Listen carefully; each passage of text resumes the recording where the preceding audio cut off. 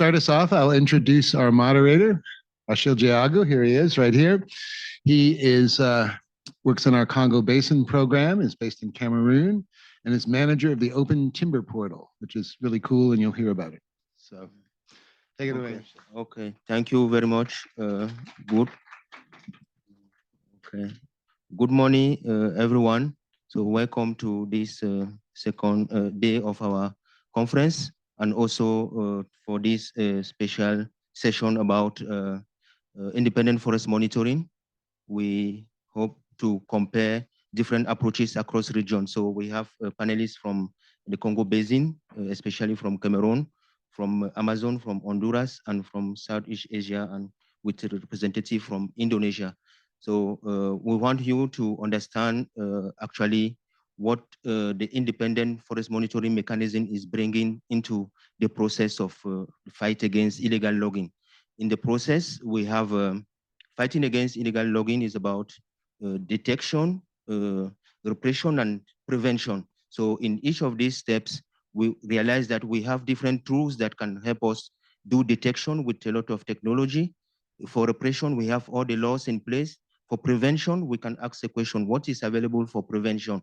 Who can actually reveal some of the gaps that we see to be able to prevent and reduce this illegal logging? So our panelists will take you through a mechanism that is functioning in their region for you to understand how they are able to navigate all this complexity to help reduce illegalities in their region. I will start by calling each panelist one by one. They will come on stage, present. So the first speaker is going to be our guest from Honduras. So Mr. Fausto Mejia Zelaya, if you can come on stage, please. He's the director of Independent Forest Monitoring Organization of Honduras. He has more than 30 years of experience in the management, monitoring, evaluation, and coordination of sustainable development, human rights, environmental, and forestry projects. He is the representative of the civil society organization within the technical and implementation committees of the VPA agreement. Mr. Fausto. Morning to all of you. I'd like to start by thanking that you are for the opportunity to present the work of almost 20 years of forest monitoring in Honduras. Especially, I'd like to thank Tina, Ruth, Sophie, and Jim for all the support they have given us. I'd also like to thank the respect to my human rights by making my presentation in my tongue. Thank you. My native tongue. We began the independent forest monitoring as a pilot experience with the National Commissioner of Human Rights in Honduras, or Defender of the Peoples. This project generated a lot of interest by the authorities as well as the international cooperation. In this pilot experience, we were joined by Global Witness. Our initial work was to verify the compliance of laws of the forestry sector with the consent and approval of the forestry authorities in that moment. When the civil society could witness the importance of this independent monitoring tools, they came to us and we involved them in the process through a mechanism called social audit, and our relationship with the Commission of Human Rights ended in 2016, and from there in 2018 we became a civil society organization. Our work as observers of the application of laws is in all the productive chain of wood, from the forest to the transport and the trade of wood. In these phases, we make in situ observations. We go to the sites and collect evidence to make our reports, and always trying to safeguard the safety. in each of the joint missions we do, because we do this along with the forestry authorities, we prepare reports for each case.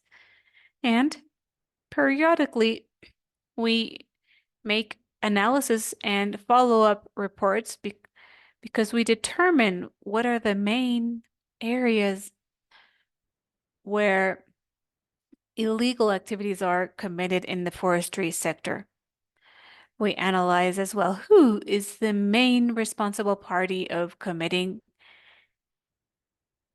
these illegal activities, and also we analyze what are the main violations to the laws in our sector, and we provide follow-up to each institution that is in charge of overseeing the reports and follow up the reports they give, the answer they give to these reports. And we have determined, or we have found, that the application of laws in the forestry sector is of 4%. Thus, impunity in the application of laws is a 96%. These cases have taken up to 8 years in being to sanction the responsible parties, and we also support the authorities because we have identified some of their weaknesses and have developed along with them some instruments so that they can first improve the control of activities of illegal cutting, but also how can the different institutions coordinate to be more effective in the application of laws. On the other hand, in the support of civil society, we have gone from we have made a transition from the role of protesters to become proposers to the authorities, and this has been through training. We have developed different modes of training based on what is set by the laws so that they can participate. Equally, we have developed some instruments, methodological and technical, so that civil society counts on the tools to do this work in their communities, and either on their own or with others. We have had very good results because many of these specific cases, when we have withdrawn them from the work site, have continued their work of up to 2 years after this process.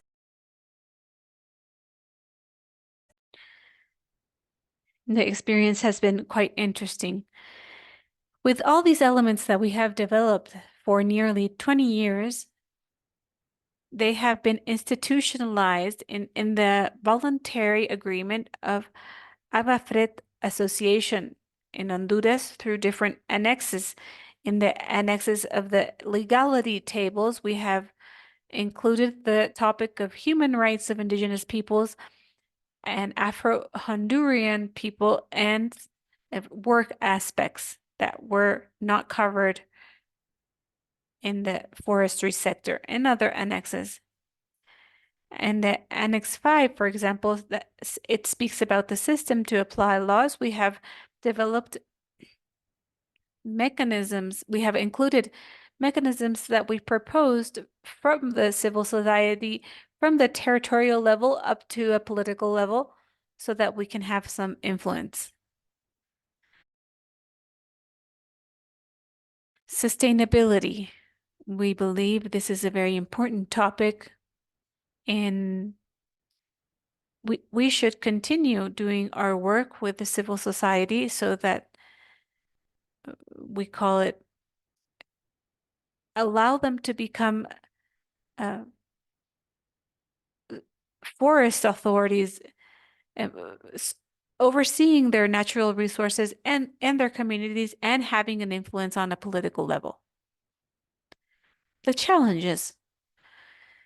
The main one is financing.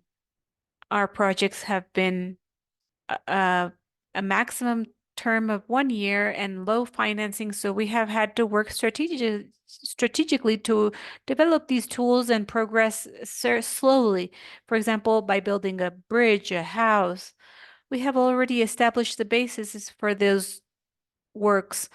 Undoubtedly, the risks of these activities due to safety matters and climate matters, and also because of working in forest areas, is not low. We have seen that the use of technology, either through satellite images or drones and others, can help us do our job better. Also, the institutional or acknowledgement must be increased, and that's a challenge. We must see our work as monitors as a part of the human rights topic to guarantee the respect of human rights in a safe and clean environment. Our recommendations undoubtedly are to know the experiences of monitors in other parts of the world, either through exchanges, virtual meetings, information exchange, the creation of synergies between players on a national or regional level, monitoring along with other organizations such as Fundación Democracia Sin Fronteras, Fundación Madera Verde. Along with WRI, we have presented a project to work on the ABAFLEC project related to the civil society. This is a very interesting example of synergy. Also, because our methodologies work well in the forestry sector, they have provided very good results, and thus I think we can expand to other areas such as mining. In Honduras, we have been requested to monitor mining.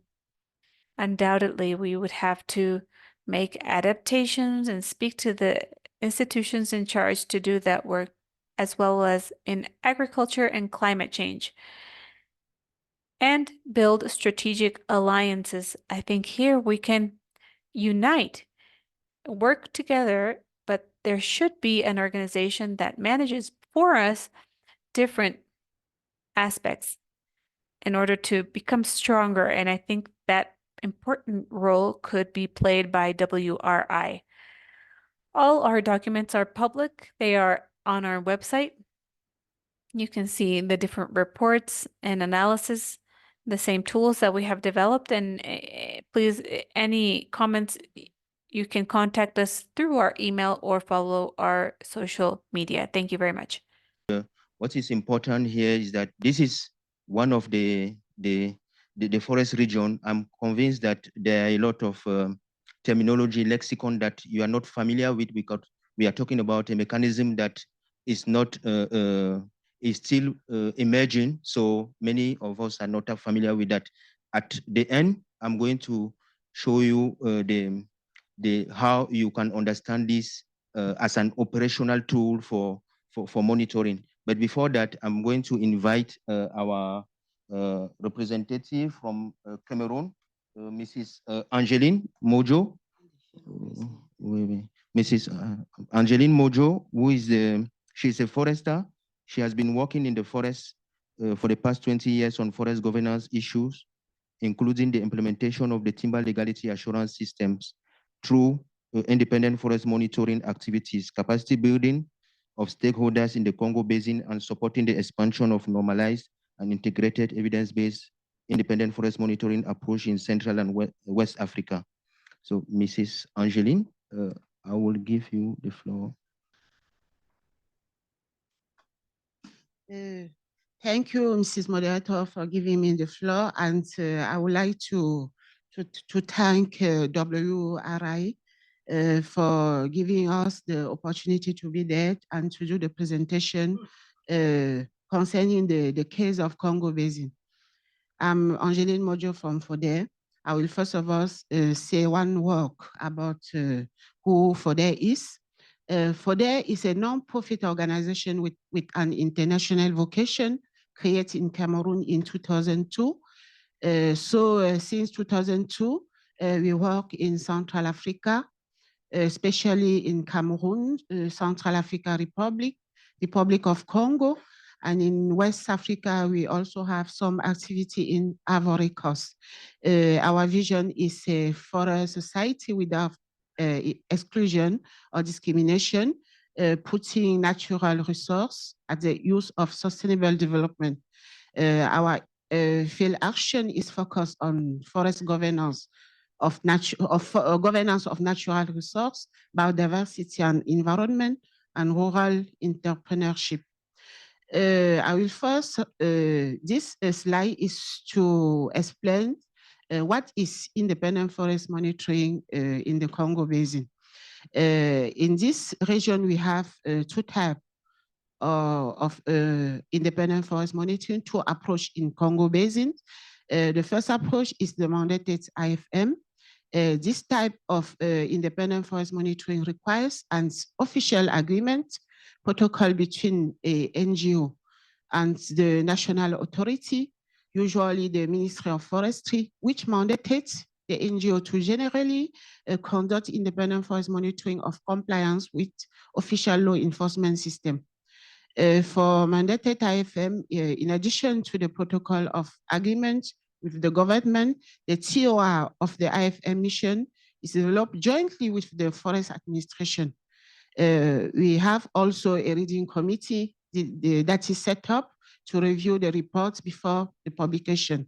The committee is usually chaired by the forest authorities.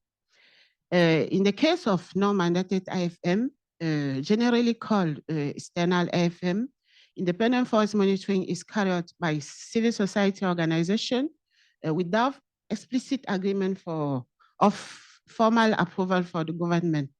Some non-mandated IFM in their approach collaborate well with the administration.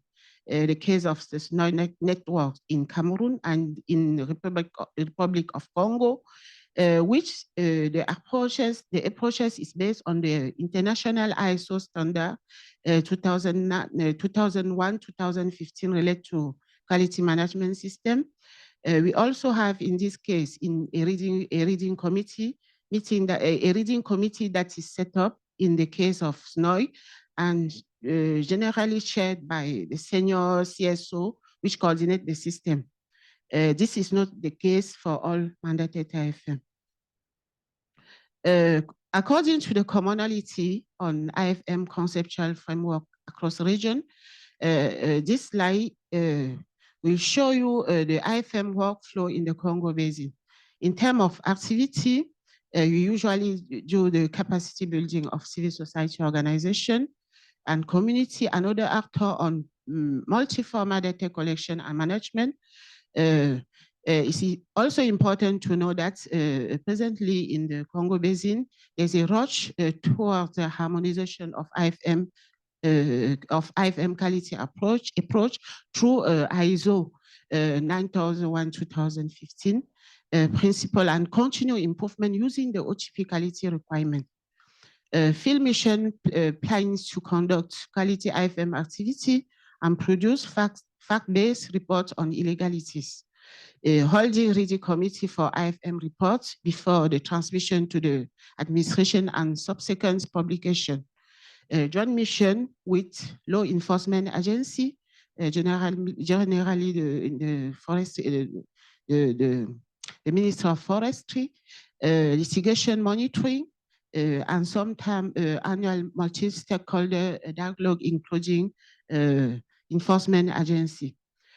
In terms of, but we need some input to do, to carry out those activities, the input in terms of human resource, financial resource, hard work and soft work resources. In terms of output, the improved capacity of civil society and community in IFM data collection, alert filtering criteria development, IFM fact-based report publishing, spreading IFM finding through media, advocacy campaign for effective control of forestry activity, land use change, and appropriate decision-making. To do all those things, we need to take into consideration some assumptions, like the favorable political and security environment, the effective stakeholder engagement to IFM activities. Those stakeholders are the civil society organization and platform involved, the administration consent, the technical and financial partner, media and private sector. We also have to take into consideration the assumption related to permanent availability of funding for quality IFM. This slide is to show the difference in the approaches in the Congo Basin.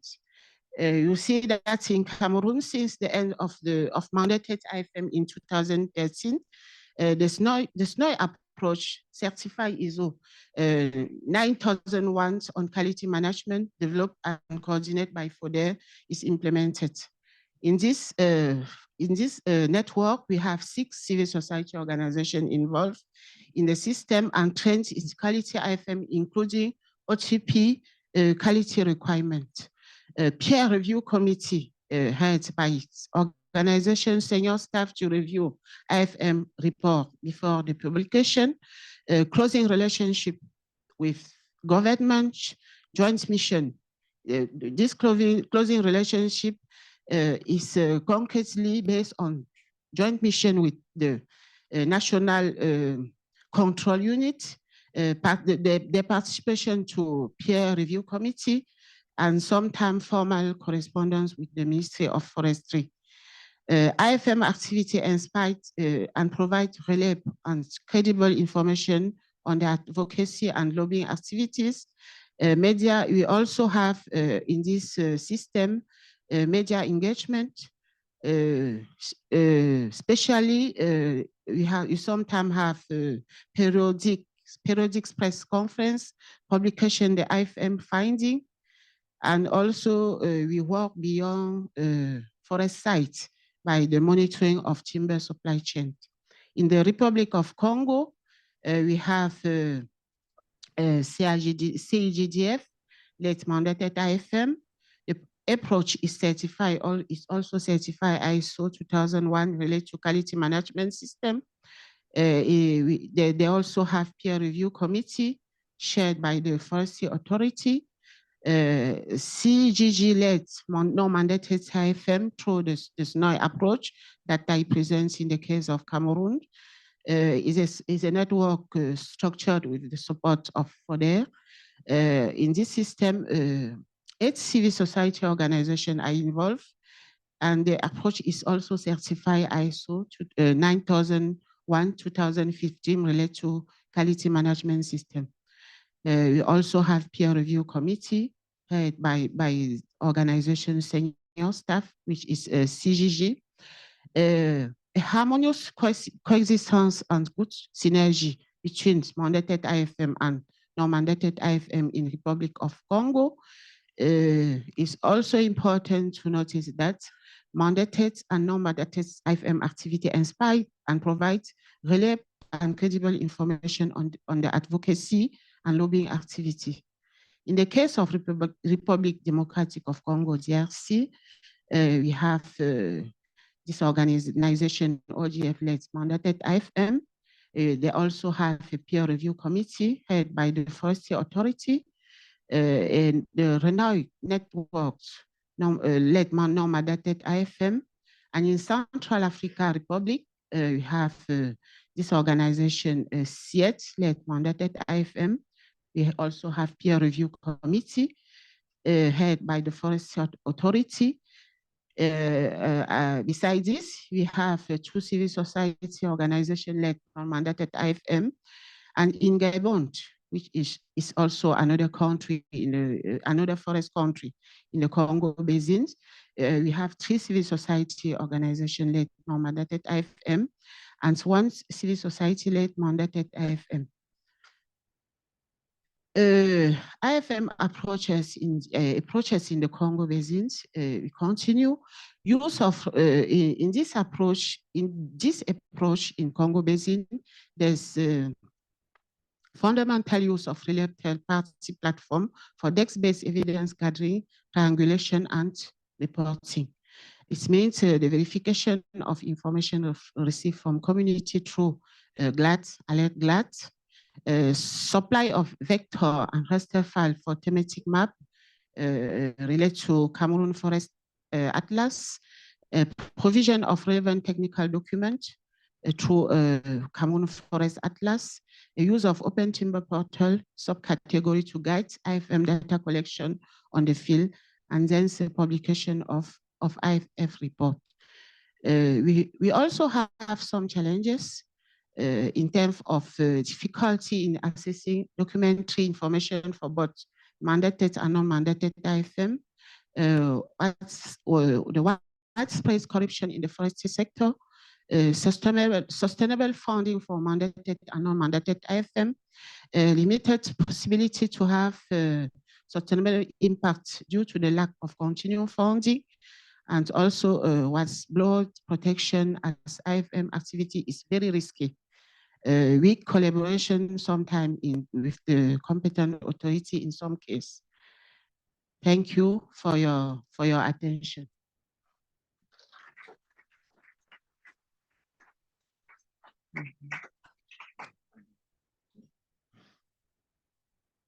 Without transition, I'm going to invite Mrs. Madi Minang Zari from Indonesia. She is the current president of Kaung Telapak, an environmental non-governmental organization based in Bogor, Indonesia. She has 25 years experience in illegal logging and forest governance issues. She coordinates Indonesia civil society groups working in forest law enforcement, governance, and trade issues, and has been actively involved in developing and improving Indonesian timber legality assurance system. And since 2016, she has been actively involved in the initiative to reform the Indonesia palm oil sector. Thank you. Good morning, everyone. Thanks for the opportunity. I would like to introduce my organization. My organization is called Kaum Telapak. It's a member-based organization established in Bogor in 2016, but actually it's not a new organization because we have transformed from an original entity found in 1996. We are striving to achieve a just and sustainable practices of natural resource management in Indonesia, and we employ two parallel approaches. One is to halt destructing practices through campaigns and advocacy, and the other is to work on the ground to promote community-led sustainable initiatives. We have been known in Indonesia for our work in combating illegal logging and promoting forest governance through evidence-based campaigns. And this we have done with our longtime partners, the Environmental Investigation Agency. And one of our known skills is to develop or enhance the local CSO's capacity in documentation and also in investigation and forest monitoring. We, together with 28 other organizations, launched JPIC, or the Indonesian Forestry Monitors Network, in 2010, and in 2017 initiated the IFM funds with 5 other organizations. I will talk later about this in later slides. So in Indonesia, the term IFM, independent forest monitoring, and independent monitoring, we use interchangeably. So when I say IM or IFM, it's all the same. So what are those? So it is an independent monitoring of forestry-related operations carried out by civil society to ensure compliance with laws and regulation. We have a range of activities, starting with desk research, field monitoring or ground truthing, documentation of violation, collecting evidence, submitting reports to relevant agencies. So it can be towards the law enforcement agencies or authorities, or even the certification bodies, which I later also explain. And also, of course, advocacy for policy reform.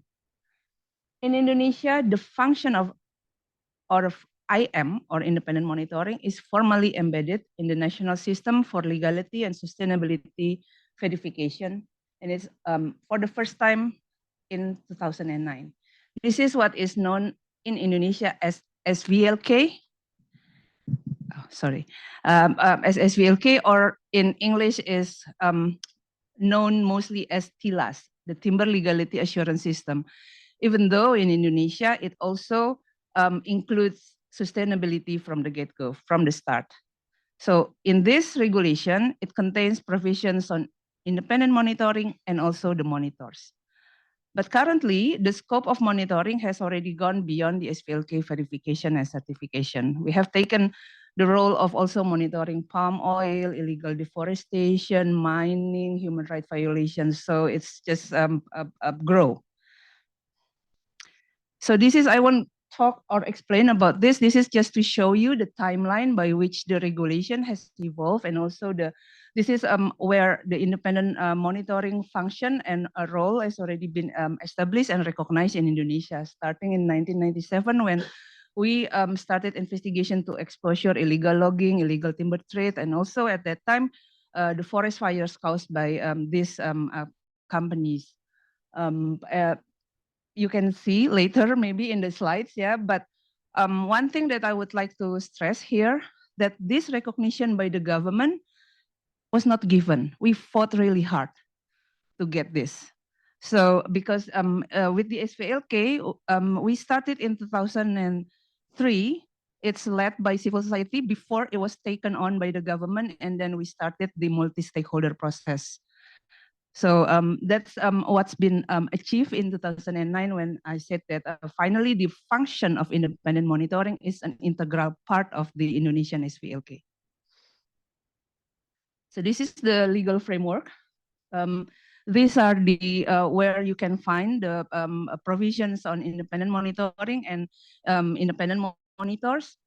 So in Indonesia, who are the independent monitors? It's a bit different from what my colleagues have explained in their presentation, maybe a little bit the same as Honduras, because in Indonesia, independent monitors are actually can be three components, Indonesian NGOs with legal entities, communities living in around the forest or in proximity of the forest, or any concerned citizen. So they monitor compliance of forest operators with legal requirements and overall implementation of SVLK system from the accreditation process of the certification body, verification, and also up to the supply chain to the point of export or export licensing process. This function lend credibility, strengthen accountability, and also integrity of the system, which in the end we hope can contribute to good forest governance and improving law enforcement. So under the provision of IM, we have several rights you can see here, access to data and information, receive protection from physical and verbal threat while conducting monitoring. And also this, independent monitors who carry out monitoring activities in accordance with the provisions of the regulation cannot be prosecuted criminally or sued in a civil court. This is not only in this particular regulation regarding SVLK, but it's also embedded in the law on protection and management of environment in Indonesia. So actually, we have this kind of protection under the law. Obviously, we have some obligations. So basically, if we are under official according to our organization, of course, when we are doing monitoring mission, we are to show proof of identity or affiliation of a monitoring network or organization, also maintaining the information that we get from the authority, so that we protect like the confidential information, and then also to report and distribute to our result in monitoring to relevant agencies, and clarify with the certification body and also the authorities, whereby we have some concerns. And this is, I think, to some people may think that, oh, does it mean you cannot publish your information? publicly, we can. It doesn't mean that when we clarify, this is like the right to answer process, that you do anyway when you want to publish anything. So this is just to sum up. So in the 90s, early IFM efforts by national NGOs like WALHI, Telapak at that time, and others. And in the 2000s, early 2000, we have done capacity building for local CSO throughout Indonesia. This is mostly led by Telapak and EIA for audiovisual documentation, investigative research, and also advocacy. And in 2010, like I said before, formation of IFM. And up to now, we have, from 2000 up to now, we have been using technologies like satellite image, GPS, and going here to drones for documentation. And since 2020, we have been expanding the network of independent monitors to also include IPLCs, indigenous peoples and local communities, especially the youth. This is also one of our approach because they are like the frontline guardian of the forest. And also in Indonesia, we haven't got any formal law specifically protecting the rights of indigenous people. So we want to share the skill for them that can also be used for advocating the IP's rights. So this is just how you can see that in Indonesia, there is no clear separation between IM organization or just NGOs or community or individuals. So for IM networks, we have quite a few. As you can see, there's JPIC, APIC, Eyes on the Forest, and others. So these are some notable achievements of independent forest monitoring in Indonesia. In 2013, we have exposed and helped enforcement of a major case of Laborasi Taurus, a police officer that was found having $160 million in his bank account. And this is unprecedented case whereby we have been able to use anti-money laundering law predicated by forest crime. So we have also managed to improve or work with the government to improve the non-compliance portal within the SVLK information system and strengthening relevance laws such as the anti-money laundering law through the judicial review. This is the result of the monitoring done by our colleagues in JPIC. This is almost every year they publish the result of monitoring, like annual report of independent monitors that can summarize the area that's still lacking, that still need improvement, whether it's in the implementation of the system or the loophole probably in the regulation that we can work and advocate to reform. Challenges, more or less the same, limited access to data information, regardless of the assurance. Also insufficient numbers of monitors to cover more than 3,000 industries and 25 million of hectares of forest. And also still we have resistance from business actors, safety and security issue, sometimes less satisfactory follow-ups to IM reports. And the last one is insufficient fundings for this kind of work. So these are some of the ways that we are looking at to ensure sustainability of future IFM.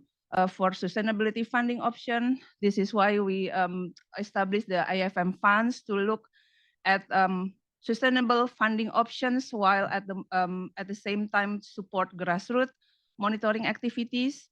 And also we continue engagement with the government and private sectors for acceptance and collaboration and leveraging low-cost technology like mobile apps and also open data kit to put the information. So these are maybe some of the things that we can do to strengthen cooperation of South to South, knowledge exchange, share learning, joint advocacy, or maybe in the same region, we can do cross-border investigations. And this is just a key takeaways. It is crucial, the function of independent forest monitoring to expose illegalities and non-compliances, to seek accountability and pushing for policy reforms that even though we have faced major challenges, but we have made important achievements and that long-term sustainability needs diversified funds, coalition, and the use of technology. That South-to-South cooperation is quite important to amplify the IFM's impacts. Thank you.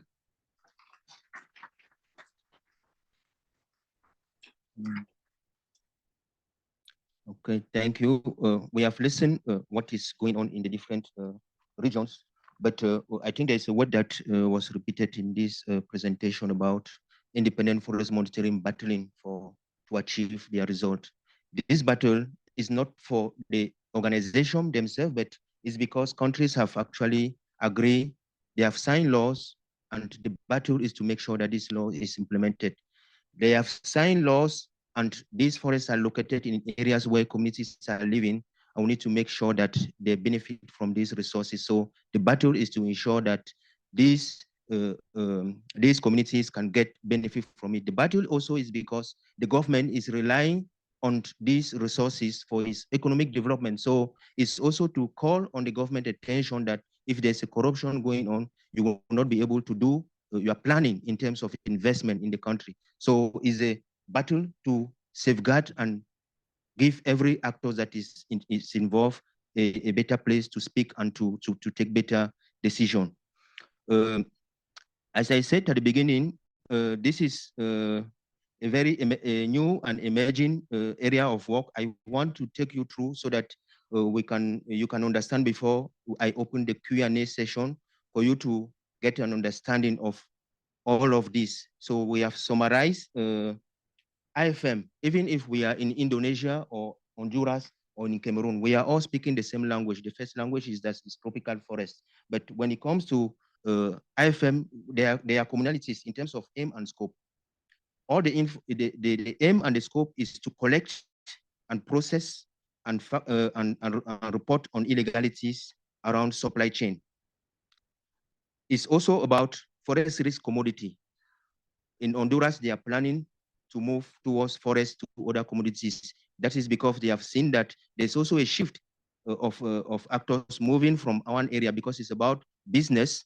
They are looking for where they can make profit without getting more exposed, so they can shift from forest to other type of activities. Their challenges are very similar. Limited access to complete supply chain data for evidence construction, for direct prosecution. So it's very difficult to catch the actors on the ground. Effectiveness of enforcement system in place, incentive to promote legal practices.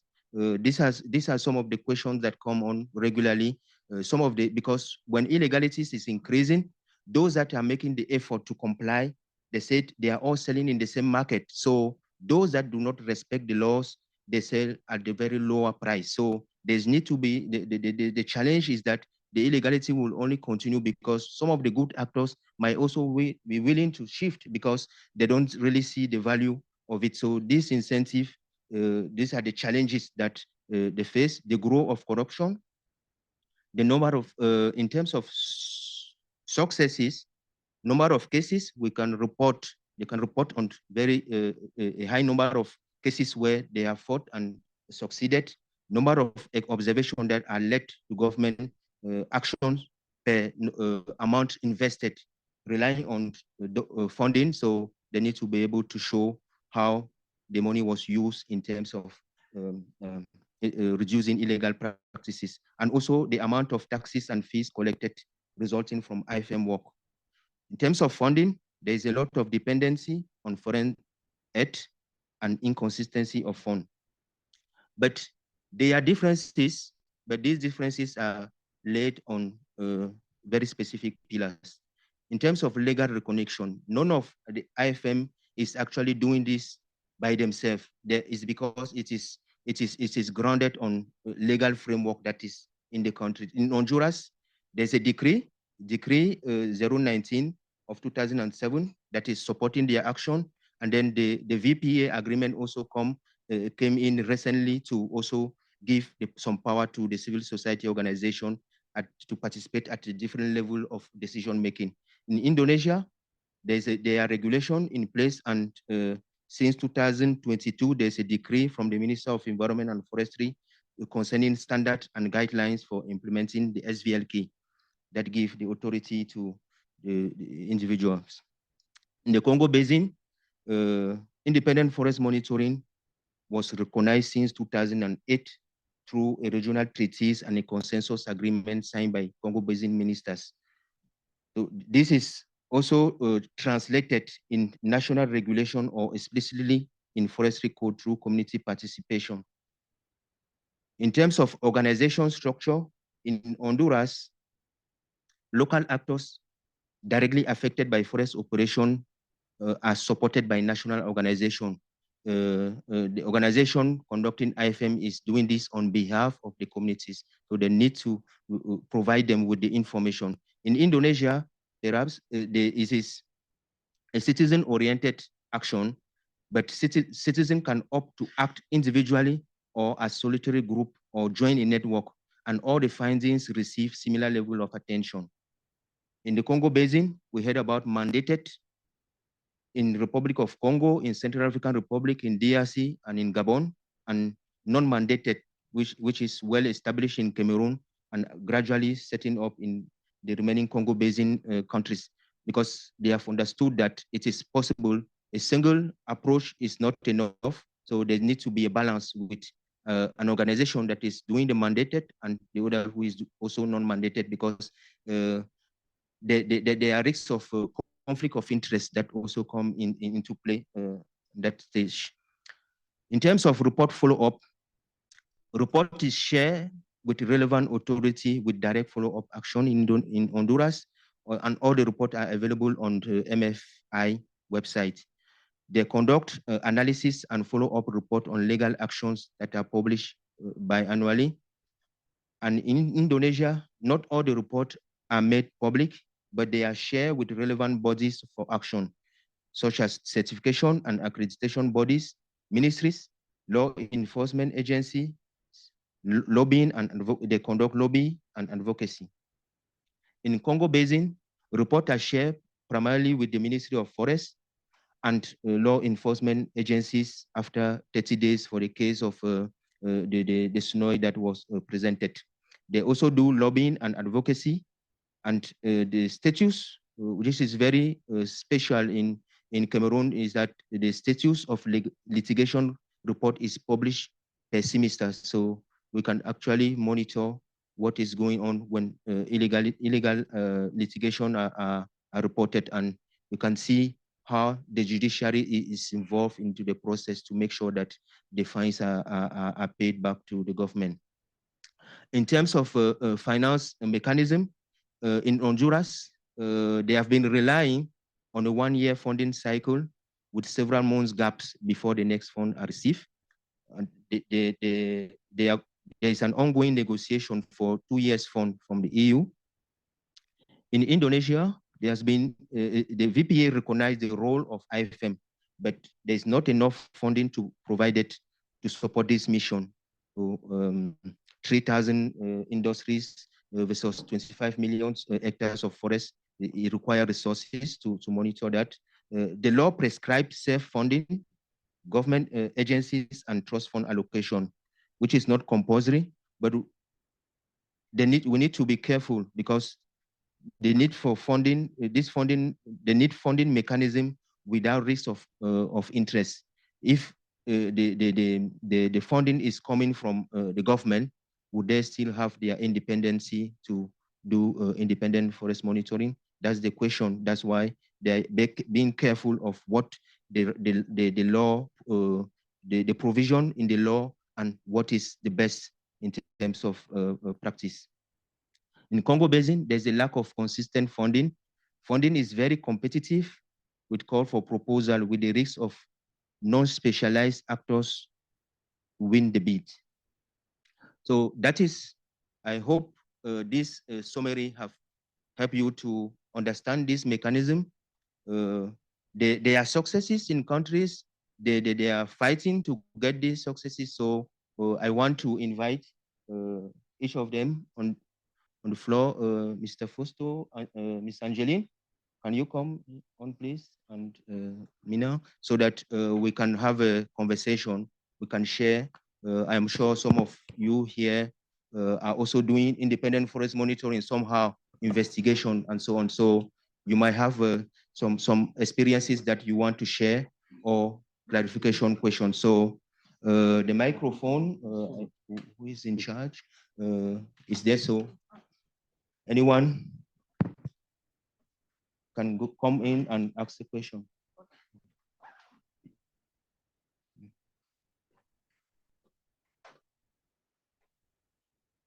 First question.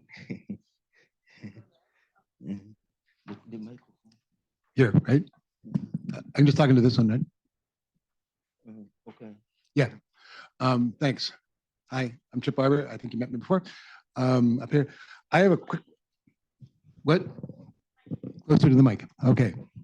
I have a question about funding and donors. We hear all the time. I was in the Glasgow climate meeting, $1.7 billion pledged by donors to indigenous communities to do this kind of work. Every donor says we need to get more money into the hands of grassroots frontline defenders, but you're saying there's very little money. What are the main things that donors, particularly institutional bilateral donors, could do that would actually get more resources in the hands of independent forest monitors? Thanks.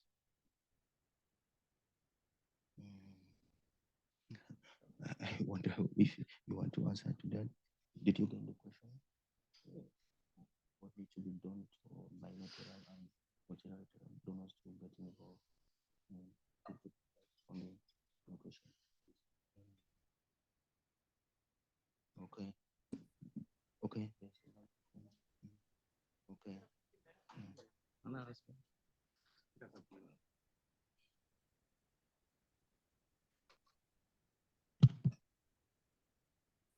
En Honduras, el aspecto In más Honduras, the most relevant aspect is the Conflict Agreement. This is where the European Union is carrying out or giving different supports for governance, where different activities may be financed, especially for the civil society and specifically for independent forestry watch, including people in communities. Also, that's why we have applied this very small grant for 2 years with the cooperation with WRI. However, currently, this project is in a very focalized area, very specific area, but in order to have a greater impact nationwide, we should be able to have more resources in order to apply all our expertise in that area. AID is financing a very small amount, a very small grant in Honduras with Independent Forest Watch, and we are trying to get in there. However, this is very limited. So we do think the government is able to contribute some portion of this financing, and another portion will be made by donors. And this part from the government may come from different sources, may be national funds. We may have a export fee, whatever fee we may have, or different mechanisms. And also this work may be sustainable. Currently, we have been working strategically with different bases. We have the expertise right now. We have the mechanism in order to do this job. However, we need to get expanded in our country. So if we are able to apply this in different parts of the country, this may be more sustainable. This work that we are doing may be more sustainable. And also, we will be able to apply new tools like the Open Timber Portal. And this may be really interesting, especially for young people. In Honduras, there is a lot of migrations from Honduras to the US and Europe. And this may be very attractive for the young people that really like these tools. So they are coming back to their communities, or they are coming back to their forests, and to give a good maintenance, because I talked about the human rights topic. When we lost the forest, when we have illegal activities, we have social different social difficulties, and this is translated into migration that is forced, obviously. And this focus should be financed, and this should be financed by the government and different donors.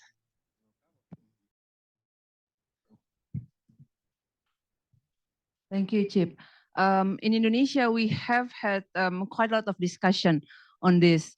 The trust fund that I just mentioned in my presentation is actually one of the options that we have explored. But up until now, it hasn't been materialized.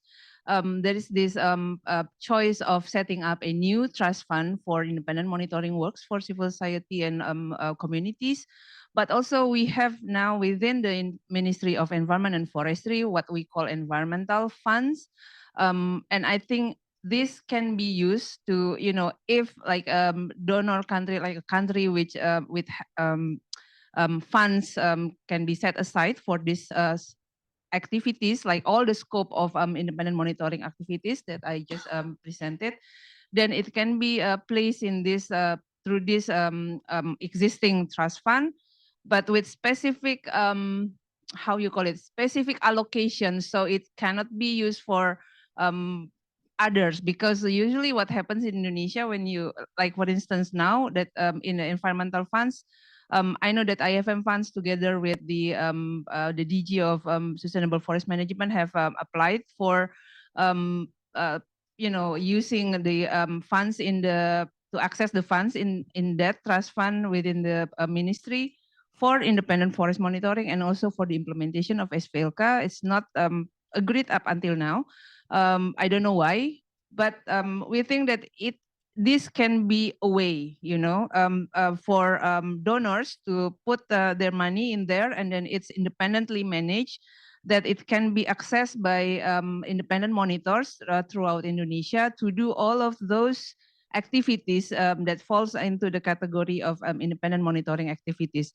We have had an example with Nusantara funds given by philanthropists for for indigenous peoples. So, but the only group that can access that funds is indigenous communities, whereby we have local CSOs, we have national NGOs that probably don't have enough funds nor capacities to bid in a very competitive grant making proposals.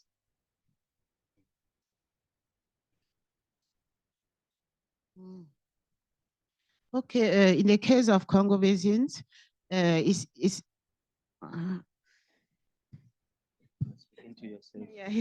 the case of Congo Basin, it's important to say that funding in the independent forest monitoring activity is done through a call for proposal. And so we need sustainable funding, because IFM activity, to follow the impact of IFM activity, we need to have funds for events 3, 4, or 5 years. Till now, the funding that we have is only for 2 years. And it's very, very difficult for us to follow the impact of the activity. And the way that is done now is through the call for proposal, as the moderator said in his speech. And we need really to see the way where we can have sustainable fund for the activities. Yeah, I can put some word even as a moderator on that also, because we have experienced basket fund mechanism, and within the basket fund mechanism, actually it is the government that needs to decide what they have to do with that, because all the donors will put their money into the basket fund, and then we need to, the government need to decide, or we need to do allocation for this type of program. But if based on what we have seen, independent monitoring, even if it is written in the law, it is recognized, but it cannot, at times it's not the priority of the government. So if the funding is within that, that's also a challenge, because if it is not the priority, the money will go for something else because it's not set that way. So I think something more independent should be available, because based on the different experiences, and also for some years, we also have some donors that came and they wanted to fund independent forest monitoring, but they said every mission should, the government will only allow permission. So the independent forest monitor can only do one mission, and the time to review the report until its completion, it can take 1 year before you go and request for approval for this, for another second mission, and so on. So by that time, the forest is disappearing, illegality is growing. So if they don't have funding to be moving around, to be in place to do all this monitoring, it's going to be hard to really ensure that compliance is going on, because only the process of getting the fund can take all the time that is needed to do all the control on the ground. So we can take another second question. Okay, Richard. Yes. Mine is on the, oh, thank you very much. Richard from Ghana. My question is about information. I realize that all the speakers mentioned that they have some access to information, but I wanted to find out that in their respective countries, if they have laws that compel the auditees to provide that information. Are there laws that makes it mandatory to provide that information? We have recently passed a law in Ghana, the Right to Information Act. So it helps a lot if you want to get information, and so that an institution cannot run away from that. So that is one thing I wanted to find out from you. Thank you. En Honduras tenemos In una Honduras, we have a law of transparency of information.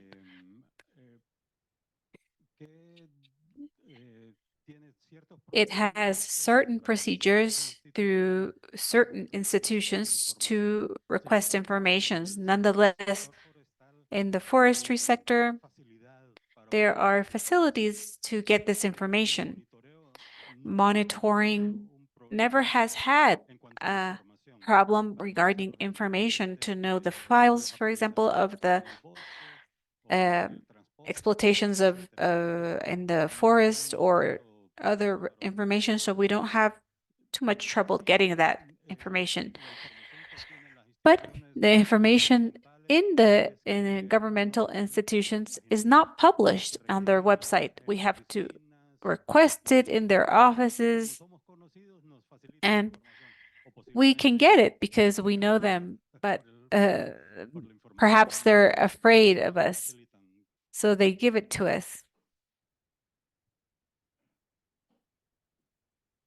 Okay, access to information is a mechanism that is taken into account in our VPA flex, in various VPA flex country. In annexing appendix, it can vary from one country to another. In the case of Cameroon, it's the Annex 7 of VPA flag related to access to information. But as my border said, information can be available but not accessible, because it's we can is a political issue. It's the administration who has those of information, and sometimes it's very difficult to get access to that. Thank you. In Indonesia, we have the law for Freedom of Information Act published in 2008. So basically in Indonesia, public information categorized under 4 kinds. You know, one is available all the time, like on website. You know, you can access it anytime on your own. Second is accessible, but you have to request for it to get it. And then the information that will be announce when it's like a sudden announcement. This is with regards to disaster or emergency situation, and then the other one is confidential information.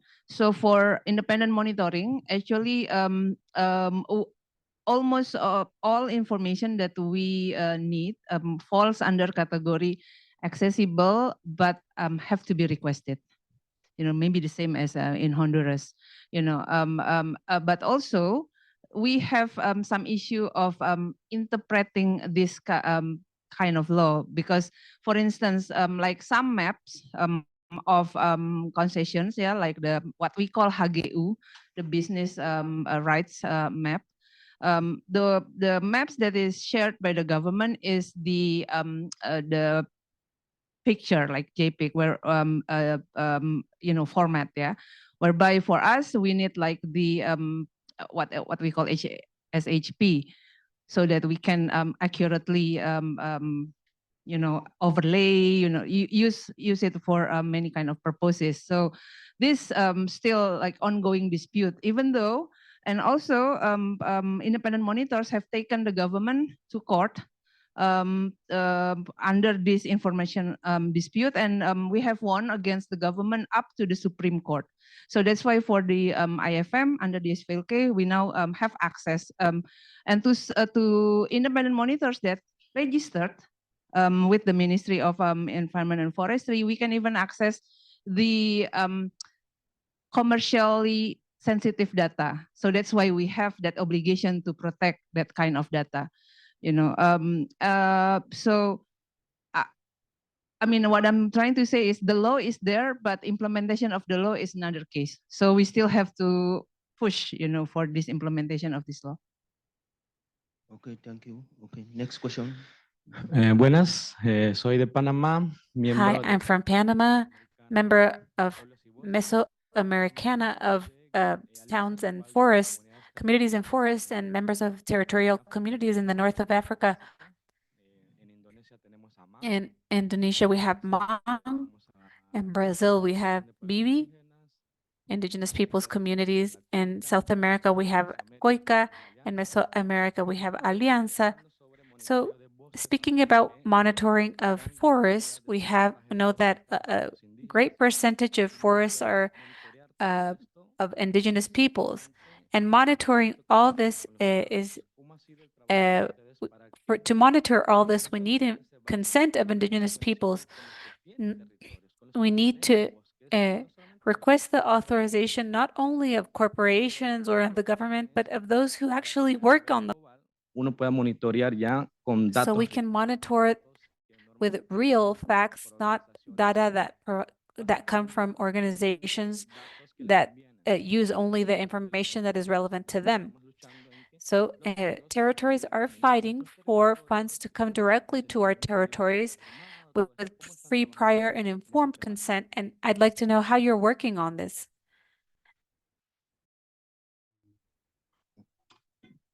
Thank you. Well, like I said, Gracias, como dije, IP's community, there are dedicated funds for them to be used by IP's community, either to advocate their rights, to manage their resources, or for livelihood initiatives. But with regards to independent monitoring action, that's why, like I said, in Indonesia, we don't really have like a separate indigenous, non-indigenous, but we do since actually more intensive since 2020. But even before that, we work with our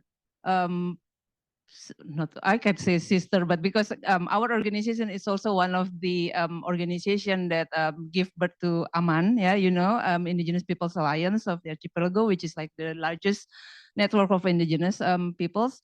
So we work with their local chapters, their members in the regions. So this is basically actually like the extension of independent monitoring work, which traditionally done by CSOs, but now we have involved or have included the indigenous peoples, especially the youth and women's group as becoming part of the monitors, because like you said, they are the one who knows their regions very well. They know what's there. They know what's being violated, like or what kind of violation have been done in their territories, and we work with them as well.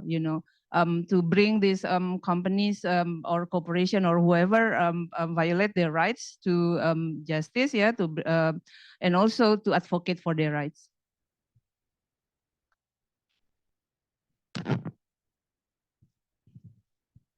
Forest-based community, including indigenous people, are generally involved in the independent forest monitoring in the case of Congo Basin, because they are the one who sent alert the presumption of illegality to the civil society organization well structured to conduct the independent forest monitoring. So they are an important part of the mechanism. And then when we receive funds from donors, we try to do a sort of transfer. We transfer a part of funding to those communities to allow them involved on the activity by transmitting, by sending alerts on the presumption of illegality to a more well-structured organization at the local and at the national level. Okay, thank you. En Honduras existen In Honduras, there are 7 types of indigenous peoples. Those that live in the Atlantic coast, that are mainly Afro descendants, to indigenous peoples that are located generally close or within protected areas. And even though we've developed tools to do social audits to the forest and its exploitation, we have had initial conversations with certain indigenous organizations to adapt this methodology to the procedures of free, prior, and informed consent, and seek how to carry this out. In this experience that we will develop promptly once the process of this pilot experience ends, we will work in one indigenous area, and there we will start to develop these tools, adapt them following the guidelines that I mentioned earlier, and we hope this gives us good results as the ones we have had in other areas of the country. Okay, when it comes to community issue also, I think technology can also be very useful in terms of, because there's an issue of literacy. So to educate them also about the forest law, what they can actually report. So there have been a lot of, there are tools that some monitors use also to be able to engage the communities, including the indigenous, into the process tools that actually using system like icon issues that they can easily identify. If it is a pollution of water, they can actually put an icon to represent that, and when they click on it, you can actually give the information. When it comes to the harvesting beyond their areas, they also know how to represent that on a participative map, and also report that to those that can help actually interpret this information and engage into advocacy on their behalf also. So another question. Okay. Jessica Webb with WRI. Thank you so much for your presentations on this important work. For Angeline and Marty, you both mentioned in your presentations that there are security risks to this work. I'm wondering if you could talk, and perhaps Fausto as well, to the nature or some examples of what those risks are. And I'm wondering, does the legal recognition of yourselves as mandated and your organizations as mandated independent forest monitors offer some sort of protection? And if so, what? And if not, what is missing? Thank you. Okay. An example of risk can be kidnapping on the site, the forest. Because what you do in the case of non-mandated IFM is that we go on the field without a formal collaboration with the administration. And because of that, you can enter in a company, in a site for a company and be kidnapped by the operators because you don't have any mandate to get into his forest. Another risk can be, I think it's the big risk. Another can be we face a sort of reprisal from those operators. And to solve this problem, what you do is to be more, what can I say, to use some tips. We use some tips in investigation to avoid to be pursued on the site with the member of the company. So we have some tips that we use that I cannot share is here because it's a tips that we use in investigation. It's a profession. Thank you. I think it's more or less the same. So basically, security risk can involve like a physical risk, like being assault, kidnap, and all of that kind of violence. And also we can have some legal risk, being sued, and we have had cases whereby monitors or activists trying to protect their forests being reported and sued and detained, or the like for instance, many indigenous leaders trying to protect their territory from companies encroaching into their area, also been taken with violence to the police, and if you ask whether or not this kind of recognition protect us, yes and no, because this kind of accidents happen in remote areas. So we may able to work, we may able to work and release them and make fuss about it, but at the first place when that incident happened, you don't have any protection. Even if you say that I am recognized, this is my card, if this is the letter from the ministry, who cares in the forest? So basically what we do is to have a very depending on the risk level, we always do risk assessment and then put in place security protocol, including whether sometimes we can have like two teams, one like in the forest and one in a very nearby town that can function as a backup, all that kind of initiative. Even have our like network of environmental lawyer being on call, ready on calls if such thing happen, that can also help. But I don't think the risk can be minimized to a level that is negligible. So we have to be very vigilant still. In Honduras, we don't know who to trust.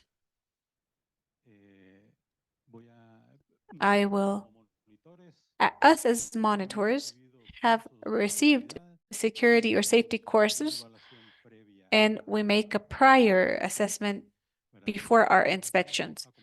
But we're also always joined by the forest authorities because as monitors, we can enter public areas, public forests, but we cannot enter private ones if it's not accompanied or joined by the authority. I'd like to give two examples of why we can't trust.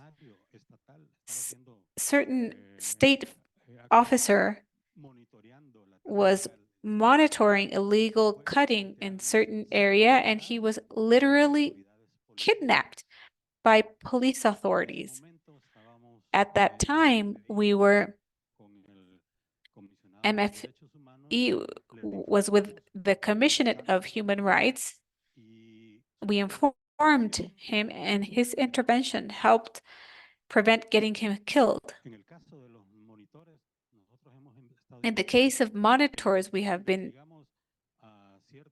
researching certain deputies of the National Congress, and we documented several illegal actions in the forest, in the transportation, and the industry of that specific deputy, and we presented the requirements and reports to the authorities, and nothing was done. The commission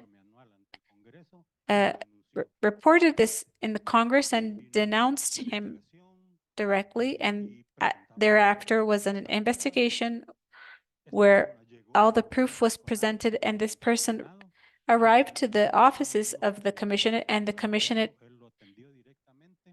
did not allow us to go in.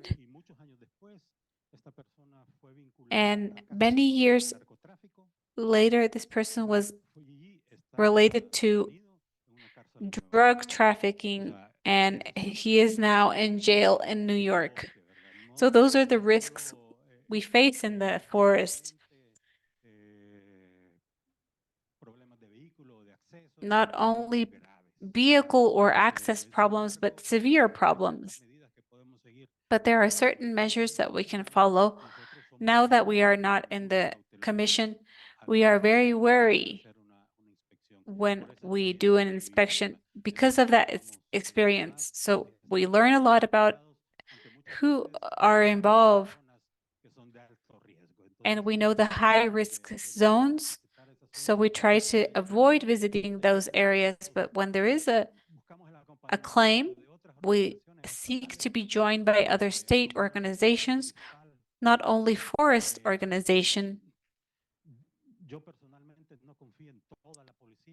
I personally do not trust all the police, but there are good security elements within the tax institution, but there are risks, from small risks to significant risks.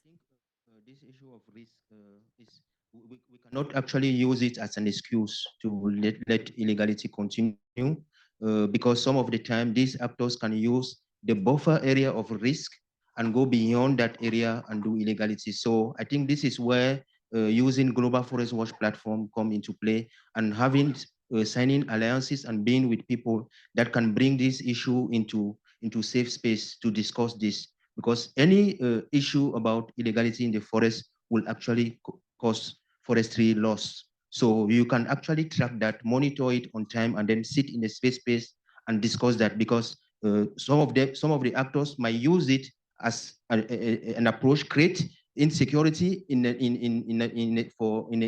ban, and then go beyond that to continue their practices, because they know the forest monitor will not be able to come there. So remote sensing technology is very useful also to able to mitigate that, so that they know that they are still present and they can still act. I'm going to take a last question, and then we are going to two questions, Sophie. Yeah, okay, two that are going to be the last questions, and then we can three. Oh. Okay, let me start. We are going. The panelists. I will please that we should be very brief so that we can wrap up also for the next session. Yes. I'm Yola Leal, working with the European Forest Institute. We've come a long way in the last 20 years on independent monitoring. All of you have mentioned the FLEGT process as providing certain legal recognition, space, transparency obligations in some cases, etc. Are you seeing any effect in your different countries with the shift of priorities or of focus that the European Union is having on FLEGT and now the new EUDR? What are the risks, opportunities that you're seeing on this kind of shift nowadays? Okay. Thank you, Yola. Definitely yes. Gracias, definitivamente sí. Hemos estado durante la reunión del BPA and FLEGT, under the new regime of EU deforestation regulation, because apparently, even though for Indonesia, we still likely continue the VPA, but obviously with now, you know, if for independent monitoring work in Indonesia, like I said, even though it started from the timber sector, but now it has expanded, right? So regardless of whether or not the EU have shifted their attention outside of FLEGT VPA, I think we have established a quite strong basis for independent monitoring work so that it can cover or it can expand their scope to commodities. So, and it has already happened anyway, because like independent monitoring in Indonesia, now IFM also work on palm oil, on mining, on other issues threatening the forest. But I still think that for the EU, it still be crucial for them to strengthen or still following the FLEGT VPA, because it's just to reassure like this, especially for our government, yeah, the commitment from the government actually to continue this opening of civic space and all that related to independent monitoring. At the level of Congo Basin, the EUDR is not yet implemented because so far we are at the level of sensitization of the different stakeholders on that process. So it's, at the moment, it's difficult for me to say that EUDR, to say something about EUDR as apart from the sensitization and the information that is ongoing on the field now. En Honduras hay una oportunidad. In Honduras, we have a very important opportunity currently, and this is the Forest Alliance that is not only including lumber, but other type of commodities. And therefore, as monitors, we have given the first step to include technological tools like WTP or WRI to do this work. And that's why we mentioned that this technology that has been validated for 20 years in Honduras right now, that is emerging from the Global Witness initiatives in other countries. This is now the solid methodology. So we are able to extrapolate or to use this methodology to other commodities for the European Union in order to verify, and especially the next step we may be able to give is to use the whole technological and methodological package to use it for the coffee production, which is having a high environmental impact in our country.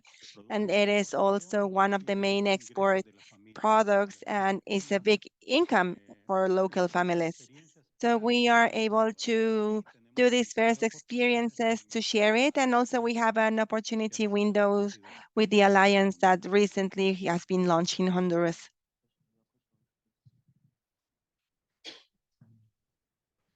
I know we're short on time, so I'd be happy to take answers like separately, but I just wanted to raise, I know that what you do is obviously very important, but without, I think, some kind of enforcement, some kind of action being taken on what you're reporting, you're just documenting the demise of the forest. So from an enforcement perspective, I'd be interested in hearing from each of you, like how we can engage better if we're on one end of the supply chain and you're at the other in the forest at the start, if there's a way to better engage to perhaps help put pressure on getting enforcement done to follow up on your reports. We did use, in March, I received an email with the most recent reports, I think from FODOR, and some of the other forest monitors in Cameroon, and we used one of those cases in the next capacity building workshop with law enforcement officers. So it was a real-time application. I don't know if they're going to follow up, but I just would welcome that conversation.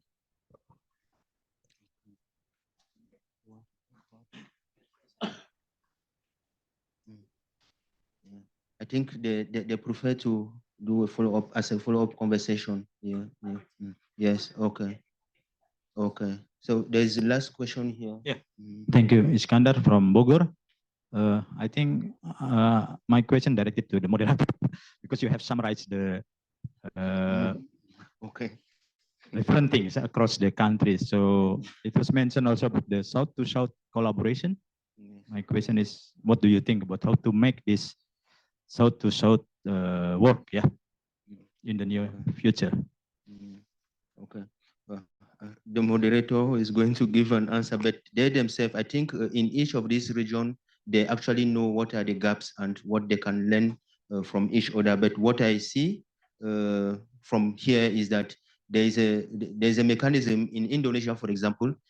She said they have a different approach, but they have been in existence since 1996. So they have been doing that for many years now. There's something with the Congo Basin in Honduras can learn from them in terms of their insanity in doing that, their experiences, some of the challenges that they have faced through their growth process. So that is one area, exchange, capacity building in that sense.